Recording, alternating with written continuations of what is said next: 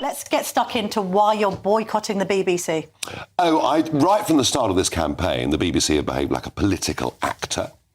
I remember the first interview I did on the Today programme, and I came off there and thought, there's no point. There's literally no point. No opportunity to talk about policy, about ideas. But what happened on Friday with that Question Time audience was truly astonishing. First question gets asked by a chap who has himself produced 8 programmes for the BBC, including the very woke now Doctor Who. Right. So he gets to ask a question. Third question is asked by a chap who's a well-known street Palestinian campaigning activist. I think question number 7 or 8 was asked by a girl who's a very active left-wing campaigner, which is perhaps fine. Point I'm making is a Question Time audience is supposed to be representative of the country as we go into the final week of a general election. It was miles from that. And I did ask the BBC for an apology. Having said that, does that necessarily disadvantage you? Because you know what you believe. You're a robust communicator. You get taken on by people that don't agree with you. Then it's you can position yourself very strongly. Look, I'm all for a free and fair debate. Goodness gracious me! But I've now done a series of big BBC programmes over the last few weeks, and every single audience has been tilted towards either the Green or the Labour Party in the most astonishing way. They refute that. And I will read their statement at the end, but fair enough. Let's talk about this Channel 4 documentary then. So you're saying that this guy, Mr. Parker, Andrew Parker, who turned up as an activist on the day, he's an actor, but at the same time, what I can't pin down is, are you suggesting that this is Channel 4, like placing him in there as a stooge? Because they're denying that. Channel 4 will stay as far away from it as possible. Of course. Channel 4 use production companies. Yeah. That gives Channel 4 deniability. Look, let's just get the facts. This chap bowls up, all right? Big, larger than life, a really big, strong, almost slightly comedic comic accent. And that's how he is. He hangs around the office. He hangs around with 2 people who I didn't understand at the time were working for Channel 4. They were together. He then says, I've got a big car. Canvassing team come with me. A couple of our activists get in the back with Channel 4 in the front. And from the minute he got in the car, apparently, he was saying all sorts of things about people of different colours and sexualities and trying to G up the reform activist who didn't play. Then they get to the canvassing spot and he comes out with this stream of invective against Rishi Sunak.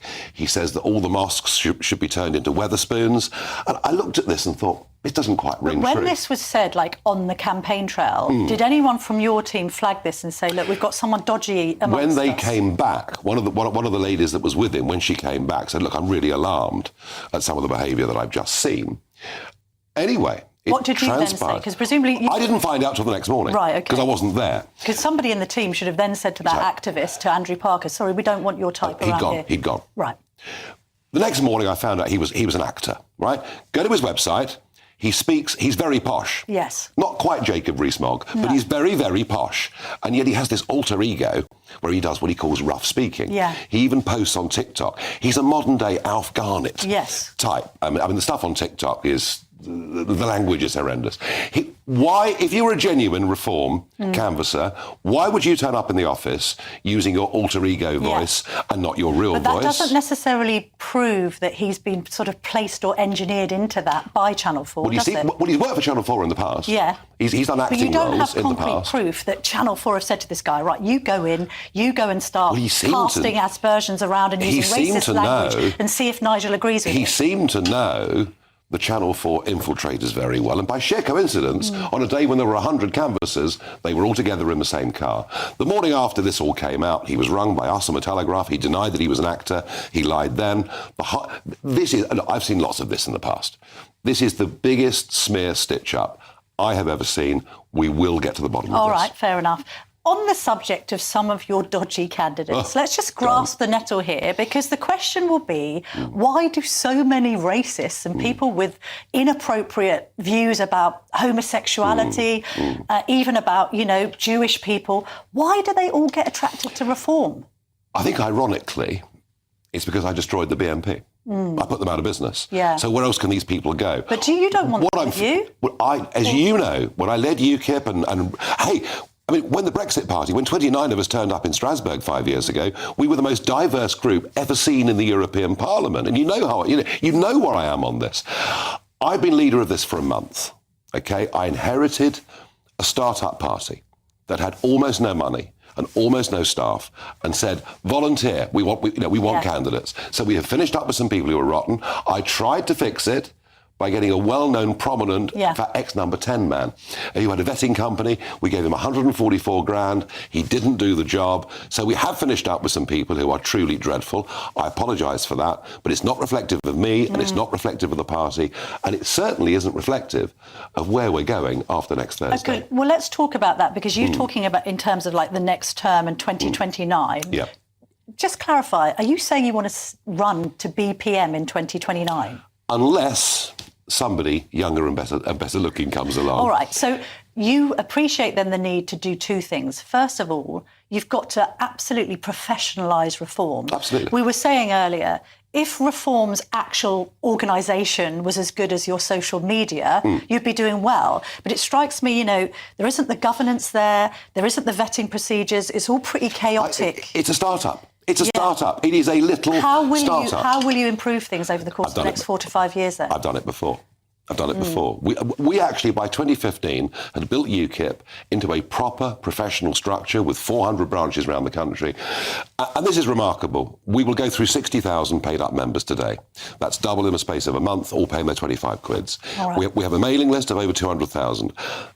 I am going to build a mass movement in British politics for real change, because you know something? Labour don't represent that. All right, so mass movement, if you really do want to be PM in 2029, then you and I both know that your vote share needs to start with a 3, not a 1 or a 2. And so here's the question for you in Reform. Do you actually have to moderate a bit more? Because I appreciate you've got people watching and listening to this who are massively in your fan club. They love you. You've got that caucus of support. I think Scarlett Maguire said to me last week, you're averaging, if you take all of the polls, around 18%. You've got to get that much higher, and you're not going to do that with inflammatory remarks about Vladimir Putin that have put off I've made none. moderates. No, I've made no inflammatory remarks. But you know that there are some, they've written into the Telegraph. I know them in my own circle. Of course, because it's the hoax. I was considering voting for Reform, but this has put me off. It's the hoax. Look, unlike the Conservative and Labour Party, I was opposed to the Iraq War. I was opposed to the Libyan War. And I predicted 10 years ago what Putin would do in Ukraine. None of them saw this coming. The fact that I predicted it doesn't mean I support it. But that's the sort of nonsense that you get in politics. But you do appreciate that some of this does, and even perhaps some of the problems with the activists, it makes more moderate righties think, I don't know, I can't touch Reform. I'm finding Farage a bit unsavoury. You do understand that mentality? I do, and I've been in this game for 3 decades, so I understand that. But I tell you what, today we launch a star.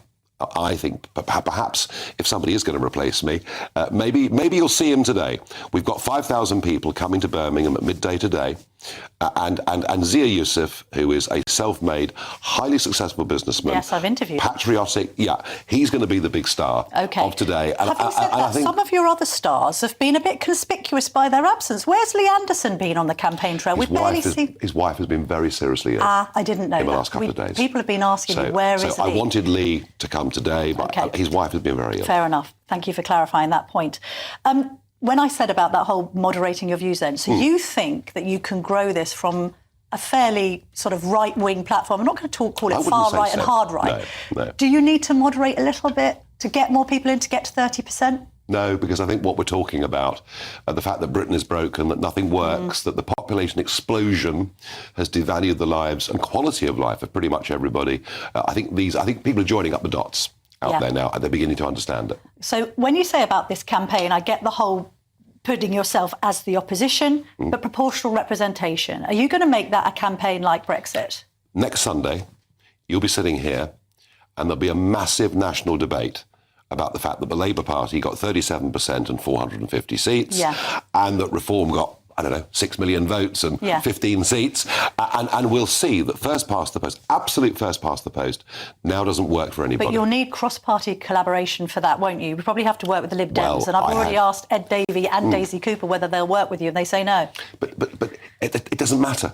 But Brexit worked because it transcended ideological boundaries, didn't it? No, we were on our own campaigning to leave. But hang on, you had lefties also supporting leaving the EU. We were on our own for 25 years, campaigning to leave the European Union with no representation in Parliament. You did have old Labour, but that's not quite right. You weren't on your own because you were able to kind of unite old Labour, working class Labour voters with blue wall Tories and I suppose then red wall Tories. Well, I can assure you the kind of political change we want will unite all of those people too. OK. This thought that you only change things from within Parliament's nonsense.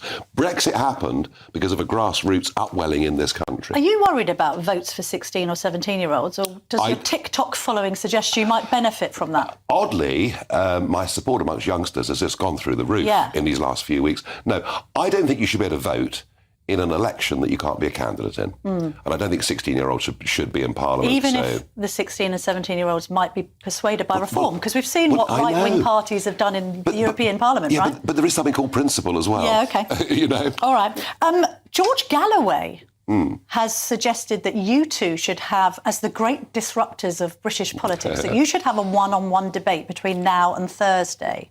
Leader of the Workers' Party, obviously got quite a controversial past. What do you think of that? Would you go head-to-head with Galloway? He's a fascinating figure. I do find his views on Israel pretty offensive. I don't like the kind of sectarian politics that we saw that got him elected to Parliament. Nigel. But you know what? There wouldn't be much of a debate because he's more opposed to cross-channel migrants than me. No. He's a bigger supporter of Trump than I am. Yeah. I'm not sure where the debate would be. Well, would you have one? Not in the next 3 days. I've got too much to do. OK. But he has challenged you to one. But the principle of having debates, I'm all for. Yeah. Because what we've seen is Keir Starmer not wanting to say anything and Rishi Sunak telling the country he supports low taxes and low immigration, having done the opposite. Talking about debates, Trump versus Biden on Thursday night. OK, now, obviously there are now calls for Biden to step down and it's hoped that somebody will tap him on the shoulder. Obama, his wife Jill. Do you think Trump can still win if they replace Biden with somebody like Newsom? Yes, I mean, the Jill Biden role is extraordinary. I mean, what is happening to Joe Biden is almost elder abuse. It was hard to watch. Even Trump didn't attack him because it was just so awful and predictable. But it would be better for Trump if he stays in place, right? Well, I think the Trump team have always wanted him to stay in place. Gavin Newsom is, of course, much younger, quite photogenic, but comes with a hell of a millstone around his neck, and that's the state that California's in. He's been the governor, worst education system in the whole of America. So I still think Trump wins. All right. Nigel Farage, thank you very much indeed for joining me this morning. I need to just give you the BBC and Channel 4 statement against what Nigel Farage is saying. They've pushed back against his claims, the BBC, and a spokesman said, "We refute these claims. Question Time audience was made up of a broadly similar levels of representation from Reform UK and the Green Party, with other parties represented too. There were also a number of people with a range of political views who are still making up their mind." The spokesman for Channel 4 News said, "We strongly stand by our rigorous and duly impartial journalism, which speaks for itself. We met Mr Parker for the first time at Reform Party headquarters, where he was a Reform Party canvasser.